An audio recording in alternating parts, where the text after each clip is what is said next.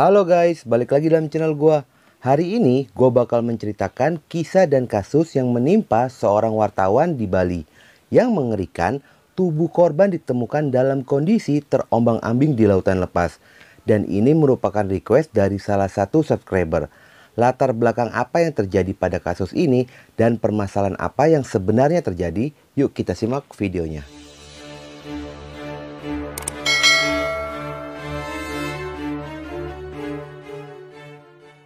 Semua ini bermula ketika sebuah kapal perdana Nusantara yang merupakan kapal penumpang antar pulau dinakodai oleh Kapten Mohari berlayar menuju pelabuhan Padang Bayi, Bali melalui jalur perairan Teluk Bungsil di wilayah Kabupaten Karangasem.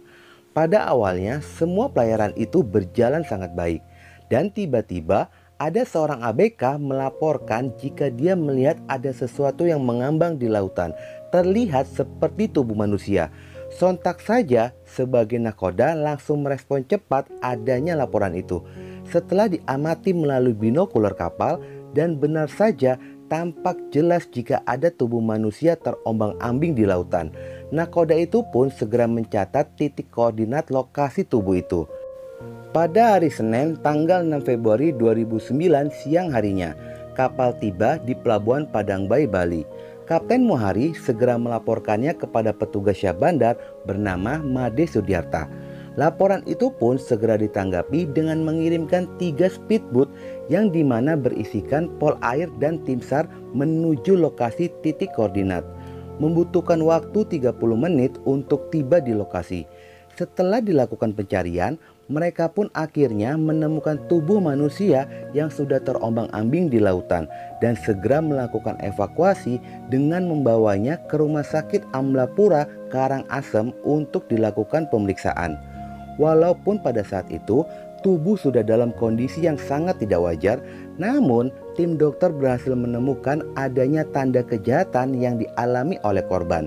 Selain itu, tim dokter pun menemukan adanya dompet korban di mana berisikan KTP, SIM, STNK, dan juga kartu ATM.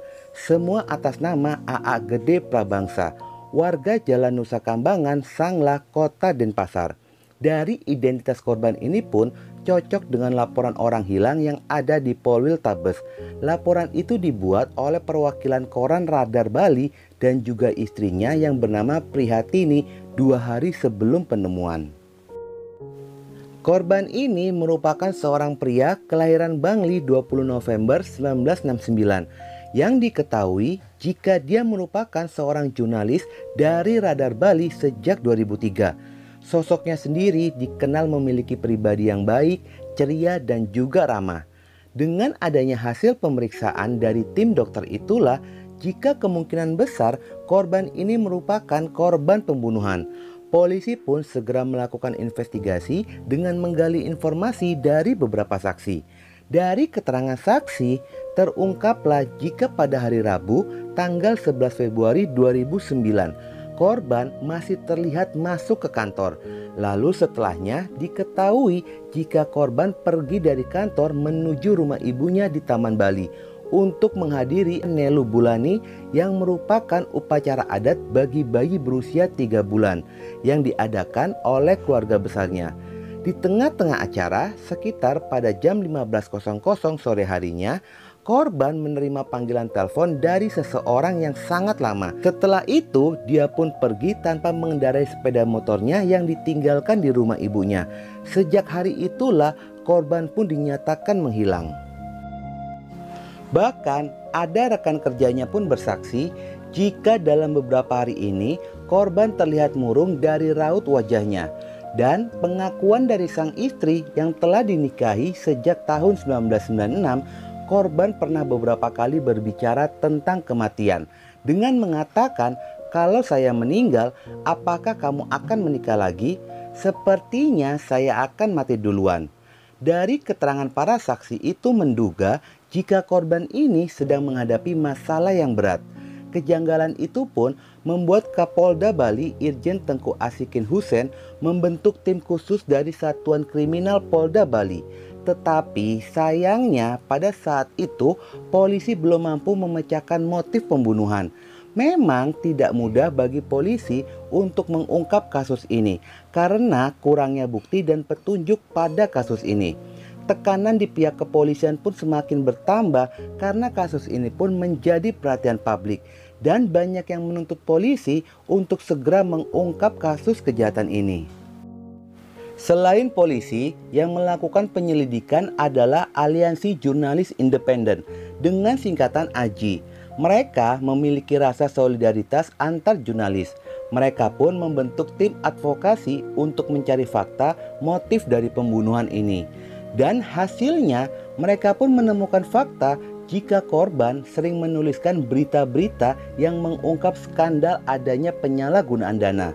Dari investigasi tim advokasi AJI menemukan adanya 3 berita yang diduga alasan korban dihabisi, yakni berita yang berisikan pengawas dibentuk setelah proyek berjalan, terbit pada tanggal 3 Desember 2008. Bagi-bagi proyek PL Dinas Pendidikan Bali, terbit pada 8 Desember 2008, dan SK Kadis dinilai cacat, terbit pada tanggal 9 Desember 2008.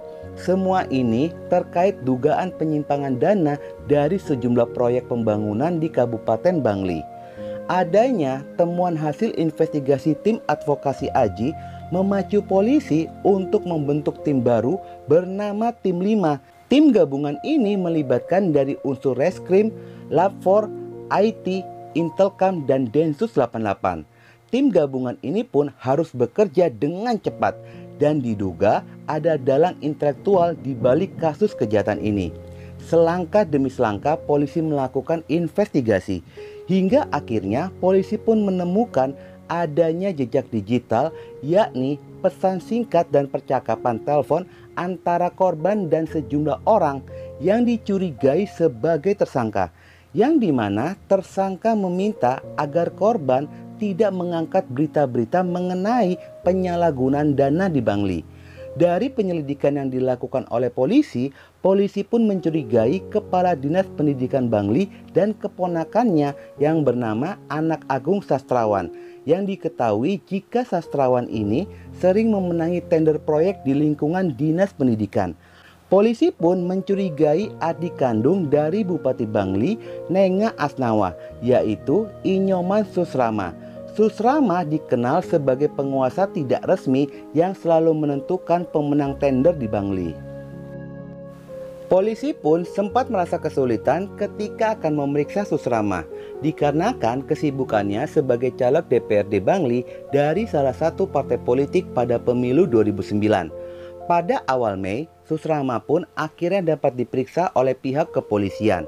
Tetapi kecurigaan polisi pun bertambah ketika Susrama menggelar upacara Mekaru, yang merupakan upacara adat untuk melakukan pembersihan rumah. Pada saat itu pun polisi memutuskan untuk melakukan penggeledahan. Dan benar saja, di belakang rumah polisi menemukan adanya noda darah yang sudah mengering. Dan polisi pun menemukan adanya noda darah berada di karpet mobil yang sedang dijemur di sudut rumah. Mobil Toyota Kijang Rover berwarna merah miliknya Susrama yang biasa terparkir di rumah tidak ada di sana.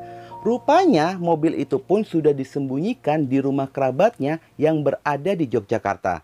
Pada saat ditemukan, plat mobil itu pun sudah diganti. Polisi langsung melakukan pemeriksaan dan menemukan adanya 6 noda darah yang sudah mengering dan juga menemukan adanya potongan rambut yang berada di jok belakang. Hasil dari tes DNA semua ini identik dengan miliknya dari korban. Pada tanggal 25 Mei 2009, polisi mengumumkan adanya 9 tersangka pelaku kejahatan atas korban. Dan dalang atau aktor intelektual pembunuhan ini adalah Susrama.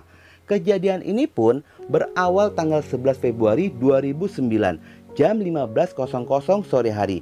Saat itu korban pergi ke rumah ibunya dan dijemput oleh 3 orang yang bernama Mangde, Nyoman Suryadana alias Rencana, dan Komang Gede. Korban dijemput menggunakan mobil. Pada saat berada di mobil, korban pun disergap dan dibawa ke rumah kosong miliknya Susrama yang berada di Penjar Petak. Pada jam 16.00 tibalah Susrama bersama dengan Dewa Sumbawa Tanpa banyak bicara, Susrama pun memerintahkan anak buahnya untuk memberi pelajaran kepada korban. Pada saat kejadian itu pun, dia sempat terjatuh dan berusaha untuk bangun dan lari, tetapi usahanya itu pun gagal karena ditangkap oleh Mangde, Rencana, dan Sumbawa. Korban kembali lagi dibawa ke belakang rumah kosong itu. Susrama makin emosi. Dia memerintahkan anak buahnya untuk menghilangkan nyawa korban. Dalam kondisi tidak sadar diri namun masih bernafas, korban dibawa masuk ke dalam kamar dan disimpan di sana. Pada jam 21.00, korban pun sudah tidak bergerak lagi.